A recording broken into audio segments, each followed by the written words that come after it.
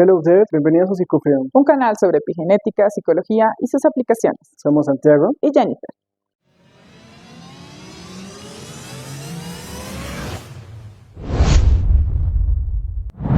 La guerra es el resultado inafortunado de la falta de recursos y de diálogo por parte de ambos bandos. Es un error pensar que en los conflictos de escala bélica existan los buenos y los malos. En este escenario todos pierden, en especial las madres, los niños y las personas mayores. El conflicto armado colombiano es un triste recordatorio de la ausencia de canales de resolución de conflictos entre el gobierno y las fuerzas guerrilleras, que en principio tenían el objetivo de hacerle un juicio político al gobierno por el fraude electoral, por darle más importancia a los intereses económicos de las élites y olvidar a los sectores de la sociedad que son vitales pero poco atendidos, tales como el campesino y el obrero. El impacto de este conflicto no es solo psicológico o ideológico, sino es transgeneracional. El hecho de que sea el conflicto interno más prolongado en América Latina merece un análisis sobre lo vital que es la paz, de construir los valores nacionales y sobre todo hablar de reconciliación, de memoria y de perdón, porque si perpetuamos los ánimos de odio, rivalidad y desprecio, solo repetimos el patrón que le ha causado tanto dolor a la población de nuestro país. Según el Centro Nacional de Memoria Histórica del 2013,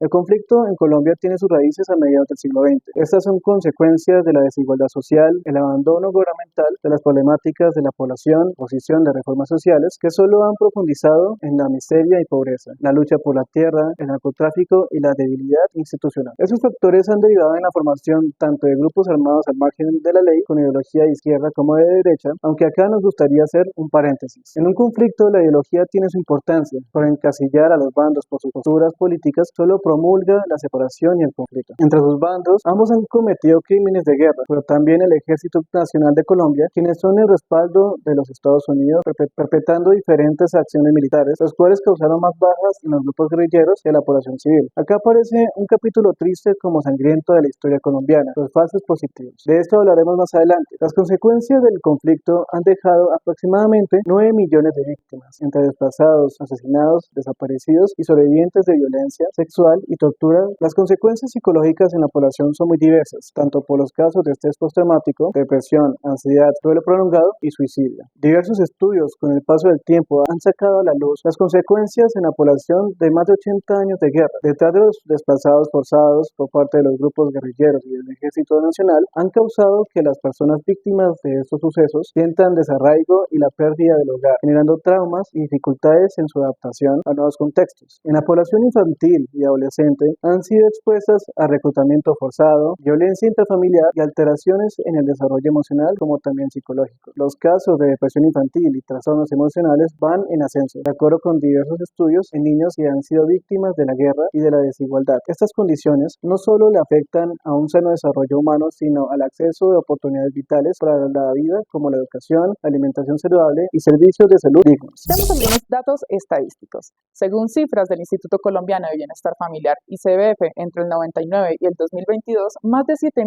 niños fueron reclutados por grupos armados al margen de la ley, guerrillas, paramilitares y milicia nacional. Un 18% eran indígenas o afrodescendientes. También tenemos crímenes de guerra y violaciones a los derechos humanos. Hay más de 40.000 secuestrados que se han reportado en el transcurso de casi un siglo de conflicto interno y 16.000 víctimas de violencia sexual. También tenemos cifras en la falta de apoyo del gobierno a las víctimas. Los resultados de apoyo a las víctimas indican que solo el 32% registrados en la Unidad para Atención y Reparación Integral de las Víctimas han recibido reparación integral. Vienen los falsos positivos, ejecuciones extrajudiciales por el Ejército Nacional. El fenómeno de los falsos positivos no viene solo del gobierno del expresidente Álvaro Uribe Vélez. Estos reportes y denuncias vienen desde los años 80, sin embargo, fue bajo la dirección de este último que se acentuaron y se institucionalizó las ejecuciones extrajudiciales, entre los cuales eran jóvenes, pobres, campesinos o discapacitados por parte del Ejército Nacional de Colombia. Esto con el propósito de justificar la guerra y hacer pasar a estas personas por militantes de otros grupos guerrilleros. Estos crímenes de lesa humanidad se intensificaron en el periodo de 2002 al 2008, bajo la política de seguridad democrática, en la cual se justificaron los asesinatos y desaparecidos en el conflicto armado. Esta política buscaba priorizar las bajas militares como indicador de un supuesto éxito contra la guerrilla. Las razones del por qué se intensificaron en el gobierno de Álvaro Uribe se deben a varios factores. El primero, las presiones del gobierno para mostrar resultados en la guerra contra las FARC y no perder las ayudas económicas de los Estados Unidos. La segunda razón es porque las recompensas económicas y los días libres por bajas en combate eran lo más común en esa época. Y la tercera es la corrupción en las fuerzas militares y la cooperación con paramilitares. Estadísticas claves en el caso de los falsos positivos. Hay víctimas confirmadas 6.402. Batallones involucrados más de 20, incluyendo la Brigada 15 y la División 4. Las regiones más afectadas durante el conflicto fueron Antioquia, norte de Santander, Huila y Meta. Hay 1.943 militares procesados, solo 12 han sido condenados. La impunidad estimada de estos delitos es del 92% de los casos sin justicia. Estas cifras evidencian la falta de garantías del gobierno por parte de las familias afectadas y sobrevivientes del conflicto armado, repercutiendo en el impacto psicológico no solo de estas personas, sino en la percepción de todos los colombianos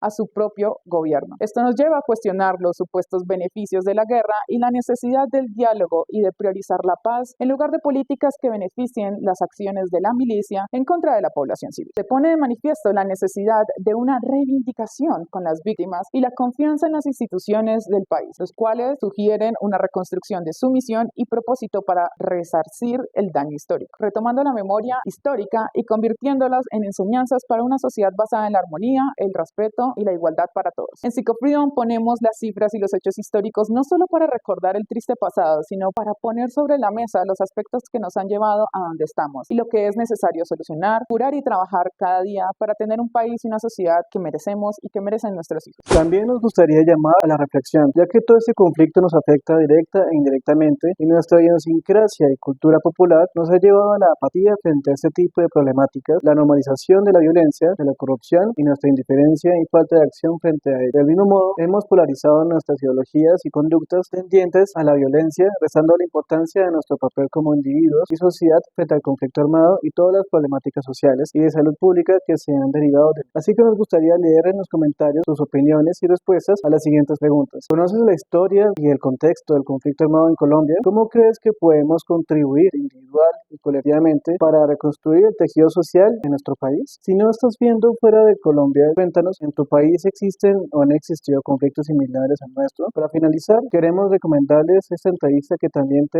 dejamos en la caja de descripción, donde hablamos del conflicto armado y el rol de la educación superior frente al mismo, con el doctor Alexander Herrera. Recuerda que la mejor forma de apoyar este proyecto es dando like, compartiendo y suscribiéndote a nuestro canal. Si tienes alguna duda, queja o comentario, puedes dejarlo en la caja de descripción. Estaremos leyendo todas tus dudas en la caja de descripción para responderlas en próximos videos. Bye there. Bye there.